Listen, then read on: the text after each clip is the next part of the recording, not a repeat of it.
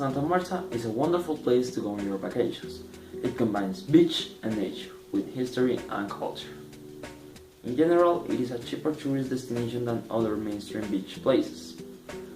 The first thing that I noticed is that Santa Marta is not one city, but two cities, divided by a steep mountain. City number one is called Rodadero, and the other one is the downtown.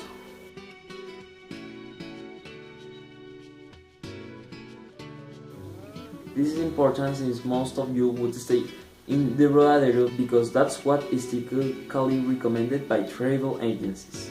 However, this is not the best place to stay. Rodadero can be called the hotel zone, with the famous Suana Beach Resort and the Rodadero Beach. It isn't the wisest decision to stay there for two main reasons. First, it is a lot more expensive than being near the downtown area, and the Rodadero Beach, which is the main touristic attraction of this place, you will visit it for maximum 1 day.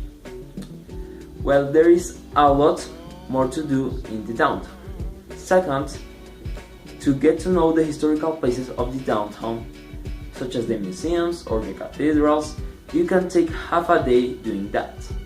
However, in the downtown area there are a lot of restaurants. Not only you can eat something different every night without unnecessary expenses on transportation and taking less time to get there, also there are a lot of things to do there.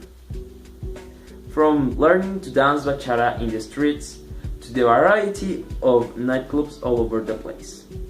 Staying in the downtown has the best of both worlds. Never have I seen such a lively place at night as Santa Marta.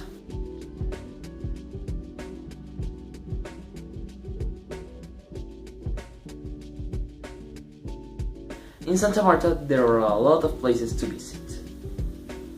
The aquarium, which is an island near to Santa Marta, which unfortunately I couldn't go since I hadn't enough time to go there. Its entrance costs about $23.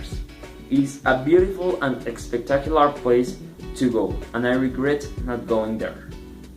Rodadero Beach, which you should spend an entire day in it since it's a relaxing excitement. You can rent tents or chairs below a tree and relax yourself with a couple of drinks. Even though the food is delicious there, some of it can make you get sick because some of the sellers do not conserve the food in an appropriate way, so be careful with it. There are a lot of activities in the beach which you can have fun with. All of this for a price about $13 per person. The Crystal Beach, which is inside the Tayrona Park, is a truly beautiful place, and it totally deserves its name. The water is almost transparent, dyed with a turquoise color. The sand is so thin that it feels like you are not standing on sand, but on dust. The salt is easily perceived, yet it blends with the other fragrances of nature so subtly that it makes a perfume so pleasant to smell. It is more expensive than the rest of places, costing around $35 to $70 per person, without considering the activities you will do and food you will eat. It must be reserved weeks before if you want to be sure to visit it, because maximum 200 people are allowed in it. The Lost Sea, which is also inside the Tayrona Park, and it must be wax and it's very expensive. We didn't go there because the tours there last 4 to 5 days, and it's a very expensive place. But if you have time and resources, you should go. La Quinta de San Pedro Alejandrino, which is the house in which Simón Bolívar, El Libertador, who established Colombia, died. It's an interesting place. The story of this place and the village is a key location to understand the cultural and historical background of the city. The historical downtown is a location that you can easily visit in half a day. Has lots of museums and other locations you must visit. Most of the attractions are free or extremely cheap. There is also a flea market, which for starters has a lot of things in very cheap price. To get to know Santa Marta to its fully without taking into account the lost city, you should take 6 days. Trying to know it in less time is to bite off more than you can chew. To understand the historical background of Santa Marta, you have to know that the majority of the population in Santa Marta was European, not American. Bolivar fought for the Americans, and Santa Marta was not in the list of places to visit. Despite that, the poor health of Simon and the recent coup d'etat against his government forced him to get there in order to see a doctor that could cure his illness. In those times, the Colombians were glad to see the back of Simon Bolivar. However, the disease killed him before he took the boat to see the doctor.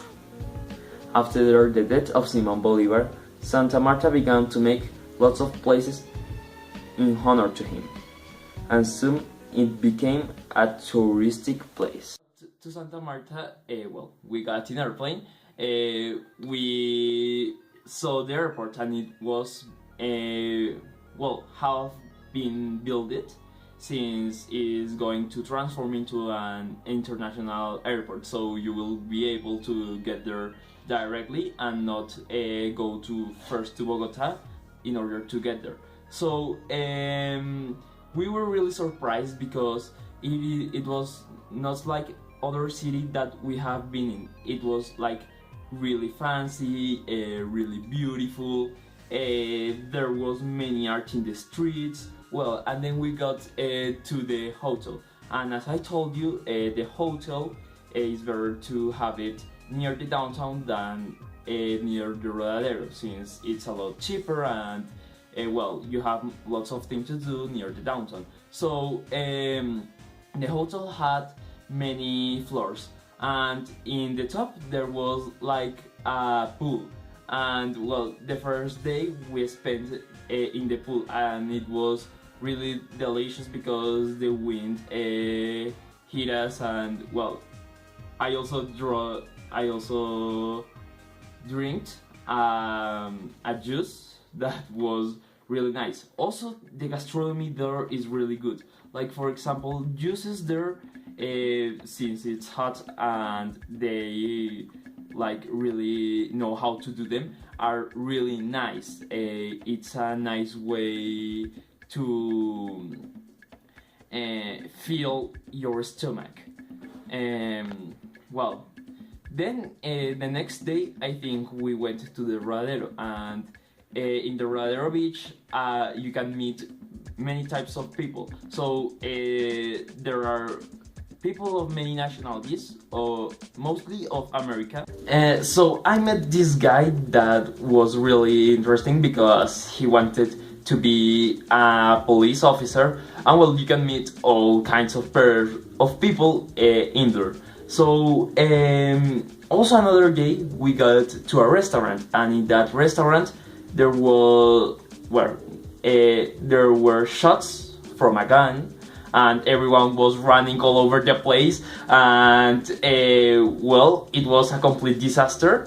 Yet no one was found wounded, and in spite of that, the city is really good. The probabilities that you will get hurt are really low, and there is really a lot of culture that is about protecting the tourist. And we every night went to a different place to eat, and it was very funny because every place had like a different thematic, and every place had different kinds of food. So there are many pizzerias there, but there are also other kinds of food, including other kinds of fast food.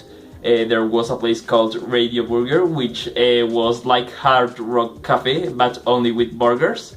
And yeah, it was a really a good experience every night. Also, party there is really good. So as I am indeed very young, I can't go to the disco.